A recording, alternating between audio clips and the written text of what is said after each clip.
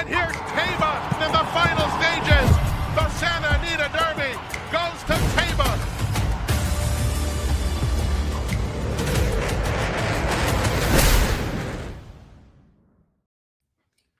Ciao a tutti. Hope everybody is well. It's time for this week's Thorograph show. Free Thorographs on the Southwest Stakes at Thorograph.com, at PassTheWire.com. You can follow the Thorograph links to get your free Thorograph sheets and numbers, which why wouldn't you do it? Why wouldn't you bet with Amwager getting zero takeout? People love to complain and then don't take advantage of what is right there for the taking. I don't understand it. Get with the program and let's try and stay a little bit positive amongst a sea of negativity. I think we can do it. We got great racing coming up this weekend all over the place. We've got Derby preps and points races, clarifying the picture going forward. And we've got a super special edition of Kentucky Derby Radar this week. I had Steve Haskin on with me, knows the Derby like we know the back of our hands. The guy is phenomenal. And never mind the horses that we have on our radar. He gave some great takeaways. He really did. I gotta say salute to Mr. Haskin. Thank him for coming on. And there were some great takeaways for things to look for going forward this year and years beyond. So it's a don't miss episode. No matter what your level of playing this game is. So check that out if you get a chance. We'll get right into this show because we want to roll with it. Sure Bet Coffee, shoes. They got some great limited edition shoes that you could be wearing while you're drinking their ass-kicking coffee. They're great to sport to the track. They are, of course, horse racing themed. They got a nice crown on the tops of them. Really, really sharp, limited edition. Check them out on surebetcoffee.com. Tell them that we sent you. You can't go wrong. They're sharp. They're not for everybody, but they're sharp. So you got to be the kind of person that likes to wear sharp shoes. I'll raise my hand for that. Okay, let's get into the races. Skip the hoopla. We got Thorograph Numbers and Patterns for the Southwest. The Kentucky Derby is starting to take shape. A lot more clarification after this weekend.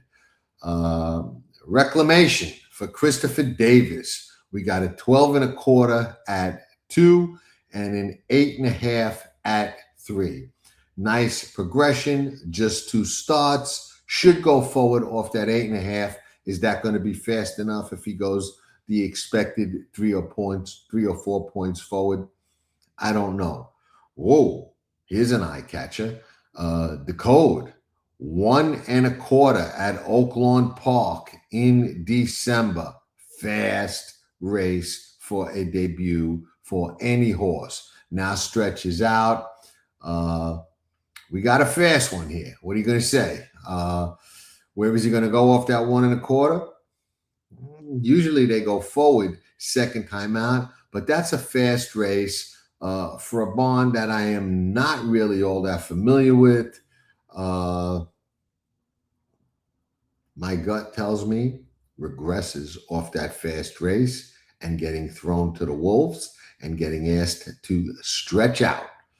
But that's a fast race, so maybe we just got a really good one here. But I'm going to say you got to prove that number was legit to me. Butane. Bob Baffert runner looking for a spot. Is he going or no? He's the one that's not going, right? Yeah, no, litmus test is not going. He's going. Okay, Butane's going. Butane's got a really nice pattern. 6-6 at 2, Del Mar and Saratoga. Over to Santa Anita for the 3-year-old debut. 4 1/4. Little bit of a stalking type sprinter. Stretching out, I will tell you this. Definitely looks like he's going to go forward. I love the gradual progression. I love the paired sixes at 2. I love the 2-point forward move at 3. I love the running style and sprints. If he can carry that stalk and finish style around 2 turns, the way he does at 1 turn, very dangerous horse in this race and in other races going forward. But he's going to have to prove to us that he could do that. These stalking and off the pace sprinters don't always do it. We talked about that with Golden Tempo. He did it. Let's see if Butane can do it. But he's certainly got a forward moving pattern. And if he can, he's absolutely a contender because this race does look like it's got its share of speed and also some serious closers in there. So it's going to take a racehorse to win this race. Rancho Santa Fe from Brad Cox, who just seems to have an unlimited supply of runners. 15 1/4, 6 3/4. Now, don't like what he did at 3. Comes back with a 10 1/4. I like when they go past that 2-year-old number. He tailed off it a bit. He had enough of a layoff, I thought, to go forward. Maybe Brad's bringing him along slow. Maybe not. But even if he goes forward off that 10 1/4, I think there are faster horses in here. He does get the right kind of setup that can help. We know that, but I think he's going to go forward, but I don't think it's going to be enough to win a race like this based on some of the other numbers. Litmus Test is staying home. We know that, so we don't have to talk about him. Circle Tap, 11 1/2, 8, 13 3/4, 11 1/4, 12. Kind of steady, doesn't look like he's going to move forward, and doesn't look like he's fast enough. Would need big help on the setup, which he's going to get. But is that going to be enough? I don't know. Liberty National, Ken McPeak, 15 1/4, 10, 10. Now, we've talked in the past about Ken's horses being tough to read. He's got paired 10s, going to go forward, going to get a good setup to run his best race. Is forward enough? I see easy a 5, maybe a 4. I just don't know if that's going to be enough to get it done, but he does get a great setup, and sometimes that can be an equalizer. So, Spirit of Royal, what do we got? 15 1/4. Lost a rider, 19 1/2, 13 3/4, 13 3/4, 13 3/4 in the 3-year-old debut. Does not look fast enough, even though off those 313s, I think he can go forward, but not sold. Strategic Risk is intriguing. He sits, so he's going to get the right setup and be in the right spot. We know he can take it around 2 turns. 12 1/2, 16 1/2, 14 1/2, 12 1/2. Then he pairs 6s. He pairs 6s to close out the 2-year-old year and opens up with a 6. Didn't go past it, but equaled it in the 3-year-old debut. I say going forward, improving, getting better, and certainly gets the right kind of setup in this race to do his best running. Bricklin, a little interesting. 22 3/4, not setting the world on fire. 13 1/2, 14 1/2 at 2. But at 3, comes back, bang, with a 6. Really went forward. Good horses will do that. Now, does he build off that? I don't know. That's a big forward move. I tend to think he probably regresses off of that. Now, Silent Tactic, the other Mark Cassie horse, very interesting. 2 nice races at Woodbine, 10 1/2, 10 1/2. Not setting the world on fire, but then at Oaklawn, when he hits the main track, goes 2 points forward to an 8. Sneaky. Like the pattern, like the forward movement, like the gradual forward movement. Off the 8, can surely go to a 4, maybe even a 3. That would make him a horse to pay attention to, for lack of a better term. Okay, what do we got? Baytown Dreamer. Going the right way, but has a little too much to do. Back at Ellis, well, Churchill Downs in Saratoga, we've got an 18.5, 15, then 18, 14 and 3/4, 14 and 1/4, 14 and 3/4, 16. Not much of a pattern, not setting the world on fire. Looks a little slow for these, but then comes up with a 10 in the 3-year-old debut on the Oaklawn Park main track. Can go forward off of that? Absolutely. Forward enough to win a race like this? I don't think so. Maybe a 6, maybe a 5. Soldier and Diplomat, a horse that was a lot of buzz at Saratoga last year. Hasn't really delivered on that, but has the right style, outside post, right style, and certainly fast enough. We've got 6, regresses to a 10 and 1/4. We've got 4.5 off that, regresses to a 7 and 1/4. First time 3-year-old. I tend to think he goes past his number, which goes past the 4.5, puts him right square in the mix. I think he can sit. Steve is definitely deadly at Oaklawn Park. And I think if he can overcome the wide draw, he could be a major player here. Sleeping on Freedom, the other Ken McPeak horse. Another one with an interesting pattern. We've got 13.5, 10, 10 to close out the 2-year-old year, then starts the 3-year-old year with another 10. So he's got those steady 10s that signal to me a forward move coming. So let's take a look at who we think are the contenders and who we think are the pretenders, strictly on the Thorograph numbers right now. Okay, Sleeping on Freedom has to go forward. Looks like he will. Punch's chance to go forward enough in this race, and we're going backwards now. Soldier and Diplomat, I project a forward move, has shown he's fast with that 4.5, real fast, actually. I think he only has to overcome that wide draw to be a major contender. Clip that. Baytown Dreamer, not for me. Silent Tactic, interesting, sneaky, dangerous. Clip that.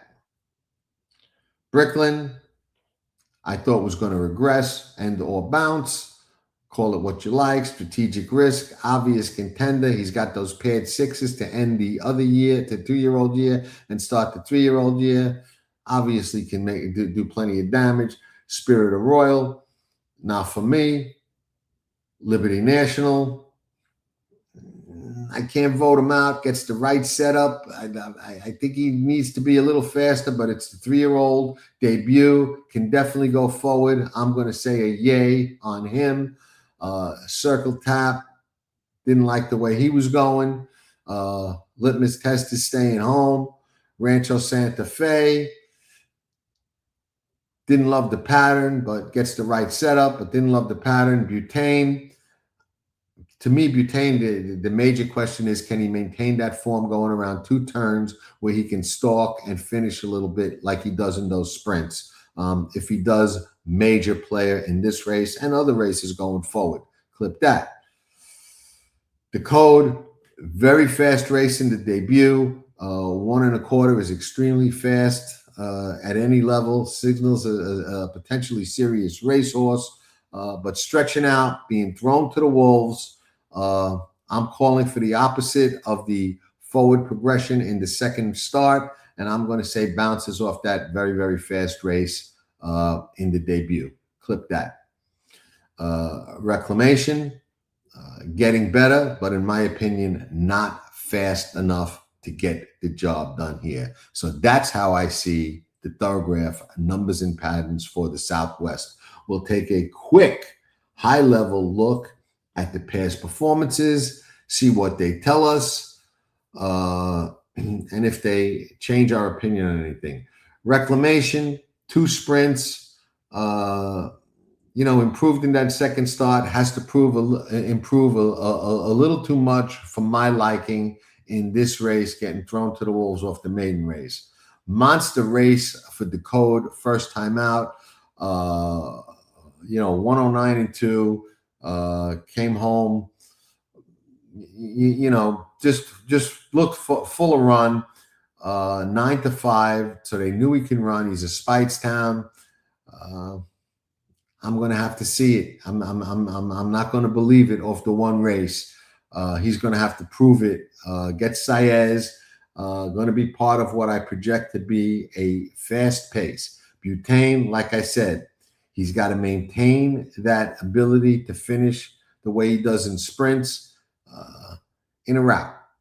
And if anybody can teach a horse to do that, it's Bob. Rancho Santa Fe, not one of my favorite Brad Cox horses. Pratt does go to ride him, so that, gets, some attention, but he's got to really reverse the last race. Strategic Risk, Silent Tactic, both kicked his butt. He was beaten 10 lengths. Gets Pratt 5-2 last time out. Not hopeless on the past performances. Don't love him on the Thorograph, but he would be no shock. Circle Tap, put it together when he stretched out.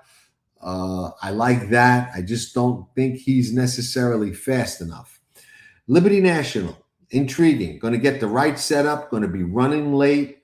Was closing last time out to Chip Honcho in the Gun Runner at the fairgrounds. Don't know how good of a race that was or wasn't, but McPeak is a tough read, but this horse looks like he's improving and going to run his best race to date and going to get the right setup to run it into. Not hopeless. Probably won't land there, but he's certainly not hopeless. Spirit of Royal, another one going to get a great setup. Improved significantly on the stretch out. Positive signs. Dallas Stewart, who's got the other one we talked about, does pop at big prices, but going to have to show me. Strategic Risk is an obvious contender. Those last two route races were both nice wins, respectable numbers, and has to be taken as a player, even though I'm going to probably wind up betting against him. Bricklin, not for me. Silent Tactic, we said he was sneaky on the Thoragraphs. And I think he's more sneaky when I look at the form. I see a horse that's 20-1 on the morning line that ran second to his stablemate Strategic Risk in his first start on the dirt, getting a great setup here, wide draw, but great setup with Christian Torres, who rides that track very, very, very well. And I think this horse is going to be coming. 20-1, extremely dangerous in my opinion. And we like his pattern on Thorograph as well. Clip that.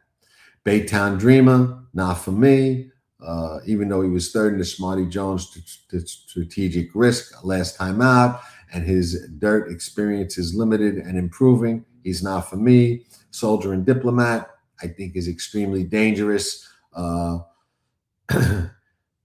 Kentucky Jockey Club was a good race to Further Ado, who I like.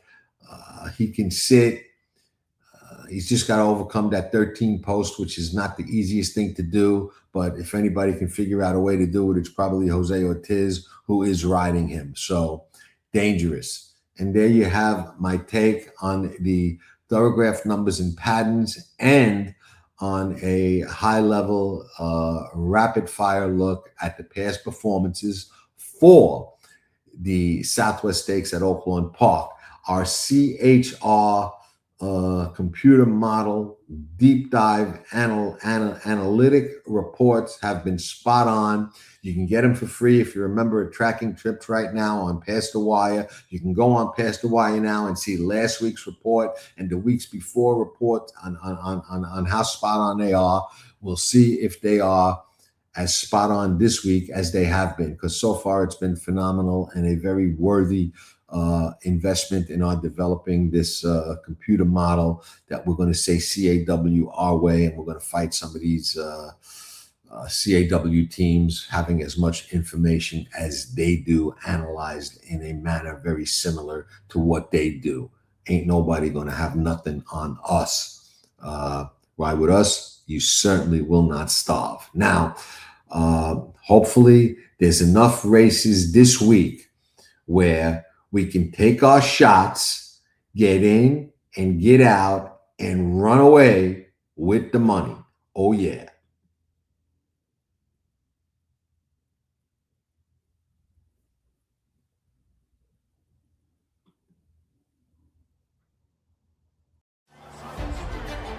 Here comes journalism. Here comes Sovereignty, and they square off, heading to the final. Sovereignty wins the Derby! You're watching Past the Wire TV. Hit that like button and subscribe to Past the Wire TV. Nobody does it better.